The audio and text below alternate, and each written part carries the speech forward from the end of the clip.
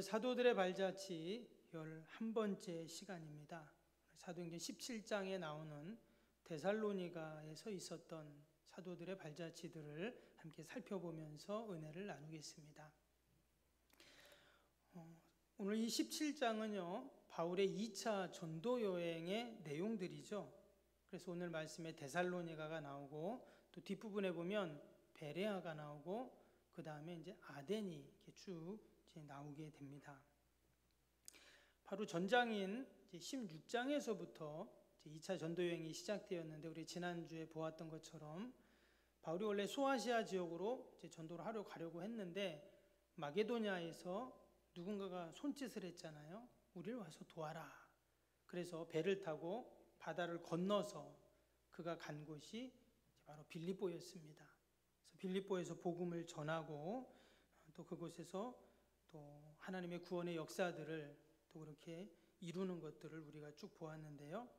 이 데살로니가는 바로 그 빌립보라는 지역에서 무려 160km나 떨어진 상당히 먼 거리입니다. 당시에는 다 도보로 다녔기 때문에 엄청 먼 거리입니다. 160km면.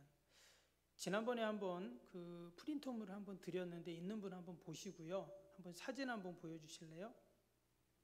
좀 글씨가 좀 작아서 잘 안 보이긴 하는데, 이 오른쪽에 보시면 이제 여러분들한테는 왼쪽인 것 같은데요. 보면 안디옥이라고 써 있죠.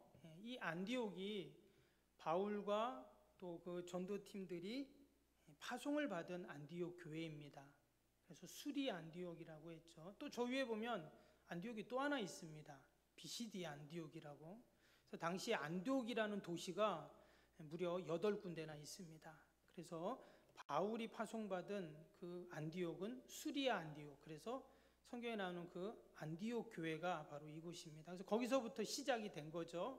더베, 루스트라, 이고니온, 그 다음에 비시디 안디옥을 지나서 저기 보면 드로아라고 있죠. 그 다음에 간 곳이 꼭대기에 보면 빌립보라고 나옵니다. 지난주에 보았던 빌립보라는 지역이고요. 거기서 데살로니가라는 곳으로 지금 이제 간 것입니다. 거기서 다시금 이제 베레아, 아덴, 그 다음에 고린도, 그 다음에 다시 에베소, 그 다음에 다시 이제 배를 타고 지중해를 지나서 가이사라로 이렇게 왔다. 이렇게 2차 전도여행의 일정이 이렇게 이제 지도에 나옵니다. 오늘은 이 데살로니가라는 지역에 가서 이제 바울이 복음을 전하는데요. 이 데살로니가는 지금 왼쪽에 있는 이쪽이 마게도냐라는 그런 도시인데, 지역인데요. 그 마게도니라는 지역에 수도와 같은 역할을 했던 곳이 바로 이 데살로니가입니다. 수도라고 하면 이제 사람들이 많이 사는 곳이죠. 그리고 또 교통의 요충지고 상권이 형성된 그러한 곳이 바로 데살로니가입니다. 당시에 무려 20만 명 이상 되는 많은 사람이 이곳에 거주했다고 이제 기록이 되어 있습니다. 그래서 도로도 잘 되어 있고, 또 교통도 발달되고, 또 사람들이 많이 살 수 있도록 부대 시설이 다 갖추어진 그런 곳이 바로 이 데살로니가이죠. 그래서 이곳에 가서 이제 복음을 전하면 어떨까요? 복음이 더 급속도로 퍼지겠죠. 그런 계획을 갖고 이 데살로니가로 간 것입니다. 이 데살로니가는 그리스의 저기 밑에 아덴이라고 나오는데 지금이 아테네입니다. 아테네와 더불어서 2대 도시가 바로 이 데살로니가입니다. 그렇게 큰 도시였어요. 바울이 이제 이곳에 가서 복음을 전하는데 대략 6개월 정도 체류하면서 복음을 전했다. 이렇게 이제 성경에 나옵니다. 그럼 6개월이면 어때요? 짧은 시간이죠. 그래서 그곳에서 많은 사람을 만나지는 못했는데 그곳에 가서 회당에 가서 복음을 전하게 됩니다. 유대인 회당에 가서, 회당에 사람들이 많이 모이니까요, 거기서 복음을 전하고, 거기서 야손이라는 사람을 만나는데 또 그 사람에게 복음을 전하게 됩니다. 또 얼마나 열정적으로 전하고 열심히 전했는지 짧은 기간이었지만 그곳에서 복음을 전하고 왔는데 교회가 생깁니다. 그 교회가 데살로니가 교회예요. 그래서 우리가 바울 서신서에 데살로니가 전후서가 있죠. 바로 그 지역에, 그 교회에 보낸 편지가 이 데살로니가 전후서입니다. 오늘 4절을 한번 보시면 4절에 이런 말씀이 나오죠. 4절에 그 중에 어떤 사람 곧 경건한 헬라인의 큰 무리와 적지 않은 귀부인도 권함을 받고 바울과 실라를 따르나. 여기 보면 큰 무리들이 복음을 듣고 바울과 실라를 따랐다는 말은 예수님을 믿게 됐다는 겁니다. 그래서 그 데살로니가 전서 1장 9절에 보면 이제 이런 말씀이 나와요. 말씀을 볼까요? 한번 데살로니가 전서. 그들이 우리에 대하여 스스로 말하기를 우리가 어떻게 너희 가운데 들어갔는지와 너희가 어떻게 우상을 버리고 하나님께로 돌아와서 살아계시고 참되신 하나님을 섬기는지와 이렇게 되어 있어요. 아까 4절에서 많은 사람들에게 복음을 전했다고 했잖아요. 그랬는데 나중에 이제 바울이 데살로니가에 편지를 보낸 내용입니다. 이 사도행 데살로니가전서 1장 9절에는. 근데 여기에 뭐라고 했냐면 너희들이 이전에 우상을 섬겼는데 이제 그 우상을 다 버리고 하나님께 돌아와 살아계시고 참되신 하나님을 섬기게 되었다라는 이야기를 지금 하고 있습니다. 원래는 다 그들이 당연히 이방 지역이니까 그들이 섬기고 있던 신이 있겠죠. 그 데살로니가에 있는 그 지역 사람들이 섬기는 신이 있었는데 바울이 가서 복음을 전했더니 그들이 그 우상을 버리고 하나님께 돌아왔다는 거예요. 별로 감동이 안 되시잖아요, 우리는. 그렇죠? 근데 여러분, 내가 섬기던 신을 버리고 다른 신을 믿는다. 어떻습니까? 종종 우리도 전도하다 보면 우리 어르신들 중에 절에 다니는 분들 계시잖아요. 그래서 교회 한번 가자고 예수님 믿자고 하면 뭐라 그래요? 안 된다는 거예요. 자기는 절에 다니기 때문에 그것을 버리고 교회 가면 큰일 난다는 거예요. 마치 부처를 버리고 하나님 믿으면 안 된다는 식으로. 지금 고대사회 2000년 전은 어땠을까요?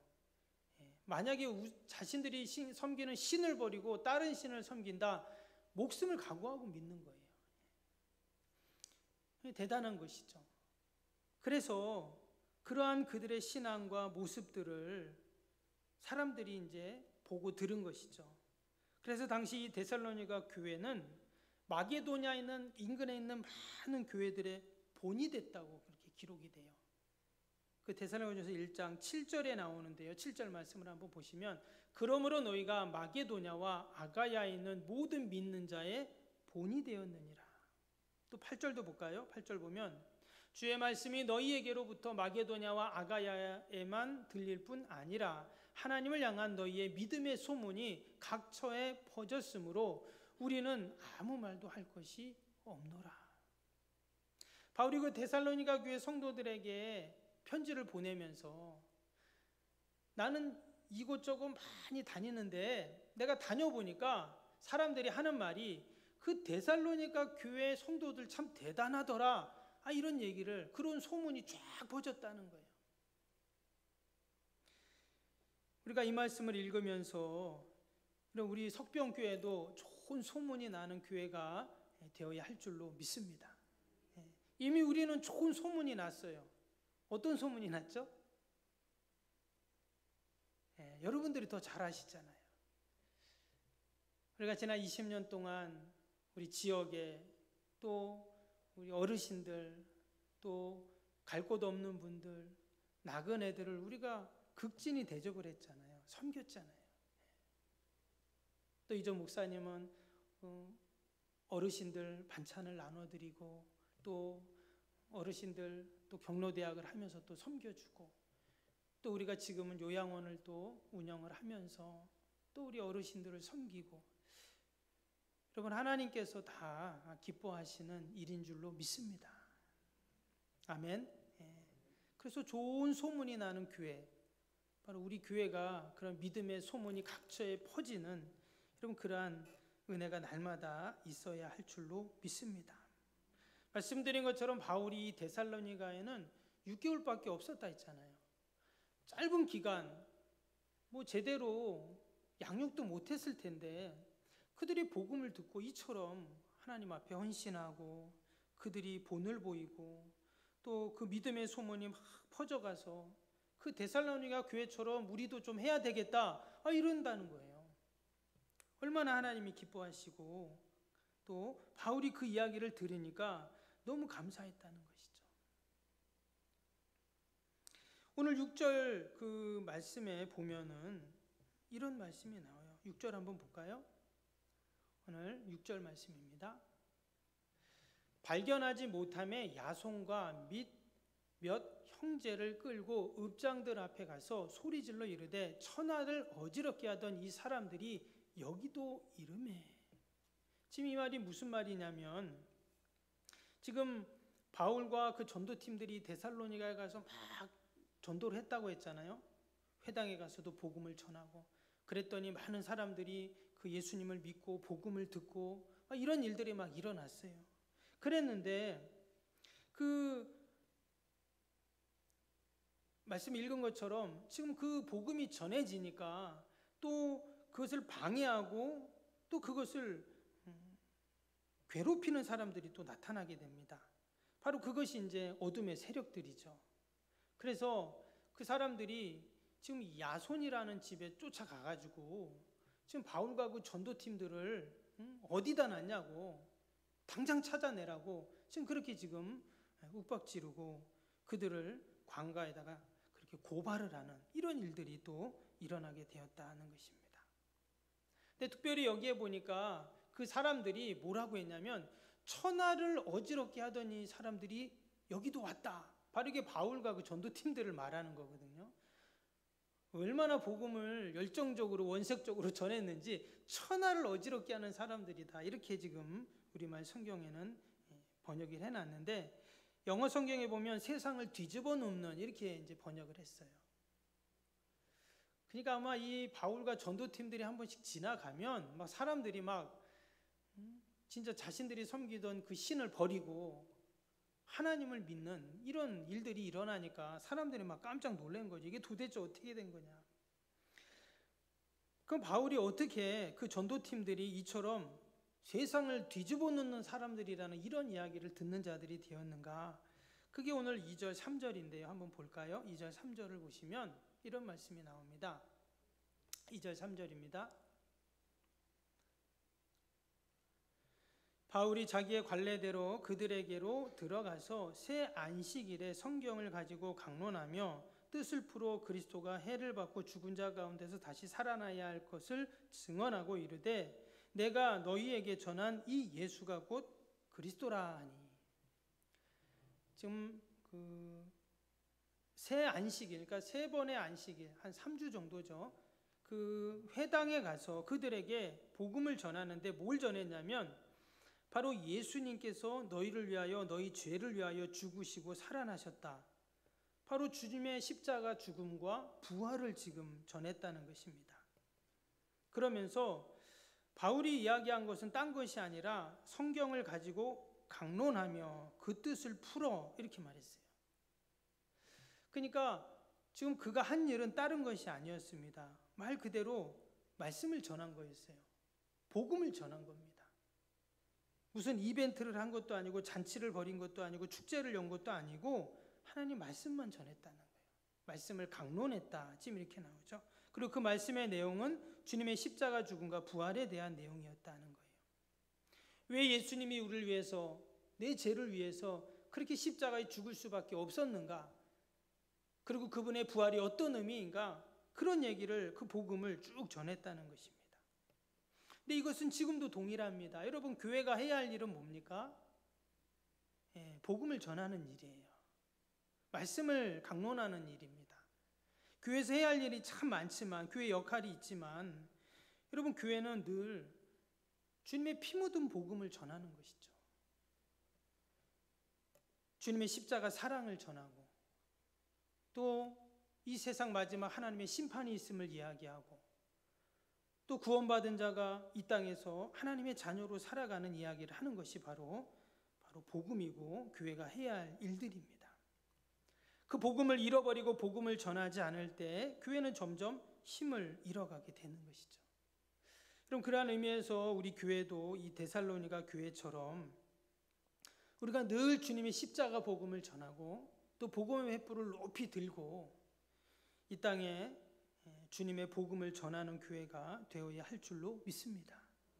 오직 예수님만이 길이고 진리고 생명이고, 또한 그 예수님이 세상 무엇보다 귀하고 우리가 그 믿음으로 살아가는, 여러분 그럴 때 우리 교회도 데살로니가 교회처럼 좋은 소문이 나는, 하나님이 기뻐하시는 여러분 그런 교회가 될 줄로 믿습니다. 근데 이렇게 복음을 전하면 말씀드린 것처럼 어둠의 세력들이 방해를 하게 됩니다. 아까 6절을 보았는데요. 이어지는 5절도 한번 봅니다. 5절 보시면, 그러나 유대인들은 시기하여 저자의 어떤 불량한 사람들을 데리고 때를 지어 성을 소동하게 하여 야손의 집에 침입하여 그들을 백성에게 끌어내려고 찾았으나. 근데 여러분 지난주에도 보았지만 빌립보에서도 어땠어요? 그 점치는 귀신 들린 여종을 고쳐줬더니 그 주인이 바울과 그 신라를 고발을 해가지고 감옥에 갔잖아요. 실컷 두들겨 맞고 감옥에 갇혔는데 하나님께서 또 이렇게 감옥에서 나오게 해주셨어요. 근데 여기 데살로니가에서도 마찬가지입니다. 여기서도 그 어둠의 세력들이 복음이 전파되는 것을 방해하죠. 그래서 지금 그 사람들이 어떻게 그 소문을 들었는지, 바울과 그 전도팀 일행들이 야손이라는 사람 집에 있다 하고는 그 집에 지금 다 몰려간 겁니다. 그리고 당장 그를 끌어내라, 지금 이렇게 겁을 주고 있는 것이죠. 근데 이것은 겉으로 보기에는 막 싸우는 것 같고 막 이런 고발하는 것 같고 이렇지만 이게 바로 영적인 전쟁이거든요. 그 이면에는 그 복음이 전해지고 하나님의 나라가 확장된 것을 막는 그 어둠의 세력들이 분명히 있다는 것이죠. 이것은 2000년 전뿐만 아니라 여러분 지금도 마찬가지입니다. 지금도 주님의 교회가 확장이 되고 복음이 전파되고 하나님 나라가 세워지고 이거를 반대하는 자들이 있어요. 그들이 믿지 않는 자일 수도 있지만 믿는 자도 있어요. 어둠의 세력들은 어떤 방법을 통해서라도 주님의 교회를 가로막고 하나님의 나라가 이루어지지 못하도록 하는 것이 어둠의 세력들입니다. 지금 데살로니가의 복음을 전하고 막 사람들이 예수님을 믿고 막 이런 상황인데, 지금 이 사람들이 와가지고 막 겁을 주고 당장 찾아내라 그러고 결국 그 야손과 그 집 사람들 어떻게 해요? 관가로 다 끌고 갑니다. 그래서 아까 6절 말씀 다시 볼까요? 6절, 발견하지 못하면, 그러니까 바울과 그 전도팀들을 발견하지 못했다는 거예요. 그래서 야손과 몇 형제들을 끌고 읍장들 앞에 가서 소리질러 이르되 천하를 어지럽게 하던 이 사람들이 여기도 이름해, 이렇게 말했어요. 여러분 이 이야기를 듣고 이 야손이 겁을 먹고, 바울하고 그 사람들 저쪽에 지금 있습니다, 만약 얘기해 줬으면 어떻게 될까요? 그러면 당연히 더 이상 복음은 진행되지 못하겠죠. 데살로니가 교회는 존재하지 않습니다. 그리고 바울의 2차 전도 여행도 거기서 끝나는 거죠. 더 나아가 3차 전도 여행, 또 그 복음이 로마를 통해서 땅끝을 향해 나아갈 수 없던 것입니다. 그런데 야손이 어떻게 했다고요? 야손이 그 바울을 지켜준 거예요. 근데 그것은 바울을 지켜준 것이 아니라 복음을 지킨 것이고 주님을 지킨 것이고 교회를 지킨 것이죠. 이것이 어떻게 가능했는가? 이것은 복음을 통해 하나님의 사랑을 경험했기 때문입니다. 그 내용이 데살로니가 전서에 나와요. 데살로니가 전서 2장 8절에 보면 이런 말씀이 나옵니다. 데살로니가 전서 2장 8절입니다. 우리가 이같이 너희를 사모하여 하나님의 복음뿐 아니라 우리의 목숨까지도 너희에게 주기를 기뻐함은 너희가 우리의 사랑하는 자 됨이라. 지금 바울이 데살로니가 사람들에게 복음을 전했어요. 야손에게 복음을 전합니다. 근데 사실 그 사람들은 처음 본 사람들이에요. 지금 안디옥에서 아까 지도도 보셨지만 얼마나 멉니까? 그러니까 전혀 모르는 사람이, 친척도 아니고 형제도 아니고 친구도 아니에요. 바울이 복음을 들고 그 안디옥에서 배를 타고 그 먼 거리를 몇 년 동안 여행을 하면서 데살로니가라는 지역에 간 거예요. 거기 가서 야손이라는 사람을 만난 거예요. 근데 그 사람을 뭐라고 말했습니까? 우리의 목숨까지도 너희에게 주기를 기뻐함은 너희가 우리의 사랑하는 자가 됨이라. 복음을 듣고 그 사람들도 다 주님 안에서 하나님의 자녀가 된 거예요. 그래서 우리는 다 하나님의 사랑하는 자들이다, 이 얘기를 하고 있어요. 여러분, 야손의 입장에서 그 영원히 우상 숭배하다가 그렇게 지옥에 갈 인생이었는데 예수님이 날 위해 십자가에 죽으셨다. 그리고 부활 승천하셔서 승리하셨다. 이제는 그 주님의 부활이 나의 부활이 된다. 이제 내가 그 하나님의 사랑 가운데 산다. 천국 백성이 되었다. 이런 복음을 야손이 들었을 때 어땠을까요? 너무 감사한 것이죠. 그 하나님의 사랑 앞에 그는 감격한 거예요. 지금 사람들에게 바울이 어디 숨겨놨냐고 물어보는데 사람들이 만약에 야손이 정말 그 숨겨준 바울이나 그 일행들이 발견됐다면 야손과 그의 가족들은 무사할 수가 없죠. 그럼에도 불구하고 그가 그 주님의 사랑을 경험하니까 목숨까지도 내어놓고 이처럼 그들을 숨겨주고 또 하나님의 뜻을 이루어 갖는 줄로 믿습니다. 여러분, 저와 여러분은 다 주님의 사랑을 경험한 자들인 줄로 믿습니다. 아직도 나는 주님의 사랑이 뭔지 모르겠다. 그럼 그 주님의 사랑을 우린 경험해야 됩니다. 기도해야 되고, 주님이 나를 위해서 그 십자가에서 그 무진 고통을 다 당하셨던 그 사랑을 내가 경험하지 못하고 깨닫지 못하면 여러분, 신앙생활이 재미가 없어요. 그냥 왔다 갔다 할 뿐입니다.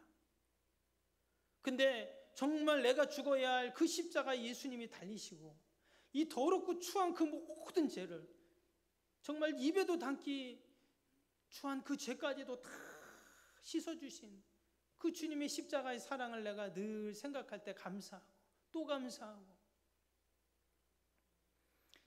여러분, 그 사랑의 동력이 이러한 복음의 역사들을 이루어 갖는 줄로 믿습니다.